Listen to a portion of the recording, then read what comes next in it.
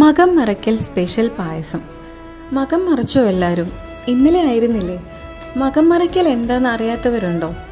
തിരുവോണം കഴിഞ്ഞ് 15-ാം നാൾ മകം നാളിൻ്റെ അന്ന്, തിരുവോണത്തിൻ്റെ അന്നും ഓണത്തിൻ്റെയും അത്തത്തിൻ്റെയും ഒക്കെ അന്ന് നമ്മളിട്ട പോലെ പൂവൊക്കെ പറിച്ചു കൊണ്ടുവന്ന് പൂത്തറയിൽ ചാണകമൊക്കെ മെഴുകി നമ്മൾ പറിച്ച പൂക്കളെല്ലാം ഇട്ട് അന്ന് വൈകുന്നേരം സന്ധ്യയ്ക്ക് വിളക്ക് കത്തിച്ചതിന് ശേഷം എന്തെങ്കിലും ഒരു മധുരം ഉണ്ടാക്കിയിട്ട് ആ മധുരം പൂത്തറയിൽ ഇട്ട് 4 ഭാഗങ്ങളിലും നടുവിലും ഒക്കെ ആയിട്ട് ഇട്ടിട്ട് പൂത്തറ പൊളിച്ച് കളയും. അതാണ് മകം മറയ്ക്കൽ എന്ന് പറഞ്ഞാൽ.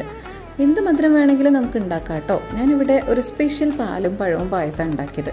എങ്ങനെയാണെന്നുള്ള ഡീറ്റെയിൽ വീഡിയോ യൂട്യൂബിലുണ്ട്. എല്ലാവരും പോയി കണ്ട് ട്രൈ ചെയ്ത് നോക്കൂ കേട്ടോ. വീഡിയോ കണ്ടതിന് ശേഷം നിങ്ങളുടെ പ്രിയപ്പെട്ടവരിലേക്കും കൂടി വീഡിയോ ഷെയർ ചെയ്ത് സജസ്റ്റ് ചെയ്യാനും മറന്നു പോകരുതേ. അടുത്ത വീഡിയോയിൽ കാണും വരെ ബൈ.